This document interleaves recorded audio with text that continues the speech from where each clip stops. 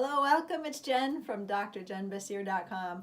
Today I want to talk to you about the two secrets that all the food fanatics don't want you to know, and yet the one thing that they also have in common. It can be extremely difficult to know what is best for you when it comes to your diet. The information that you hear changes very often, and usually something that is touted as being bad for us will eventually become something that is good for us, and it kind of goes back and forth with this cycle. And where are we today? We have vegetarian and vegan diets that have been around for a long time. We now have the keto diet. We have paleo diet. We have whole food plant-based diet. We have the standard American diet, the Mediterranean diet. There are all these options. And so what the heck are you supposed to choose? And every single person that touts their diet thinks that it's the one best diet for everyone, and that everyone should be following the paleo diet or the whole food plant-based diet or whatever it is. But there are two secrets that I'm going to share with you today that will significantly decrease your confusion and your anxiety and your stress when you're trying to figure out what to eat.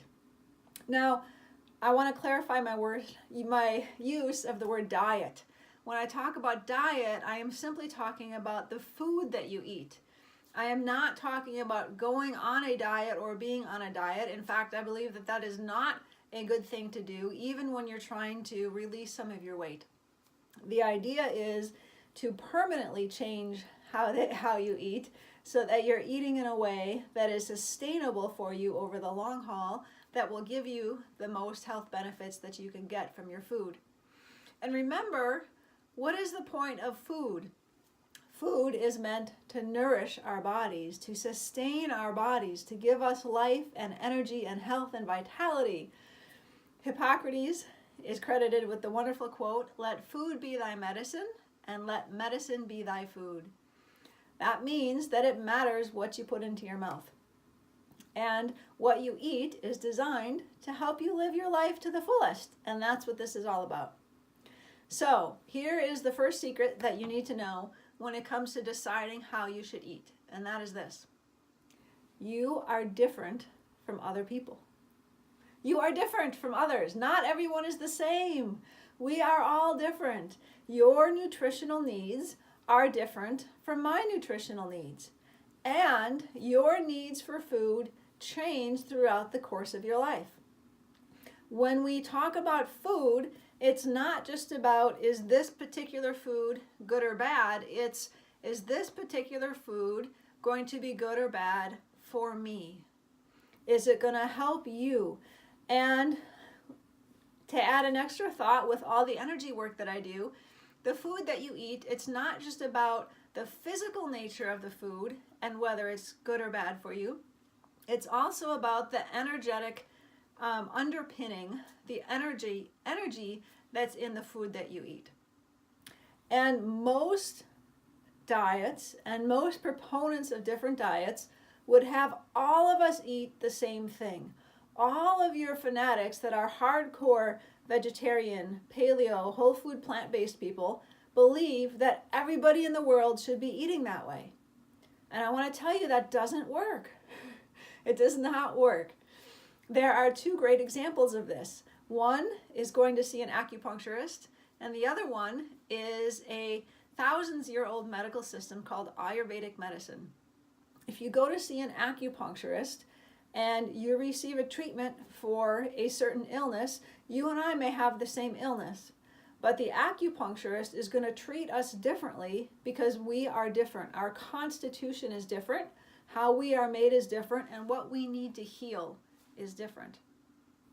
Ayurvedic medicine is the same way. I love Ayurveda because it categorizes people into different groupings based on physical character traits, emotional character traits, and mental character traits.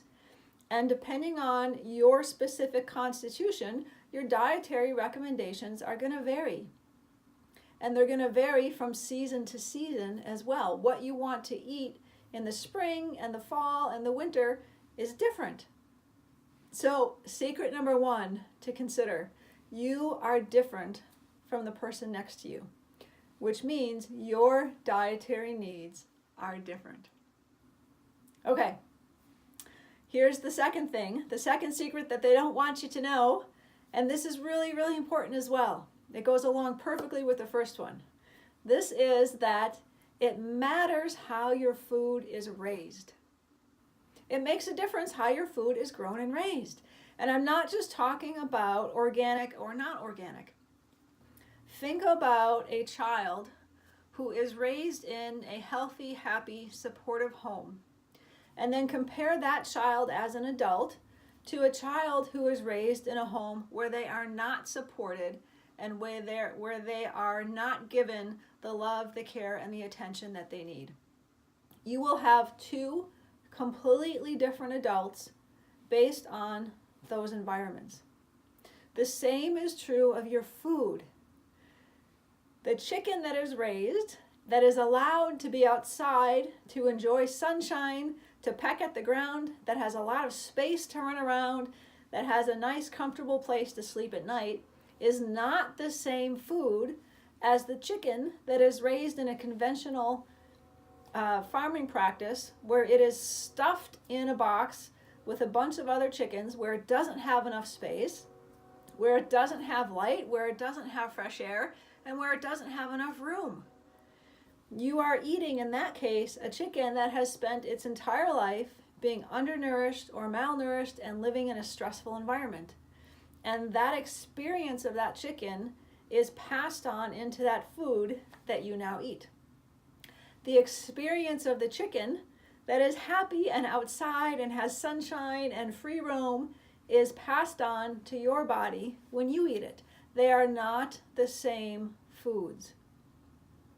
So when I hear people say, well, meat is bad for you, or animal products are bad for you, or wheat is bad for you, hold on. We need to talk about how was that meat raised. There is a difference in the composition of the nutrients that is in grass-fed, free-range meat compared to meat that is not raised in the same way. Now let's talk also for a minute about grains, because I know grains are a huge concern. There are so many of you listening who I'm going to assume are gluten intolerant, who can't tolerate gluten.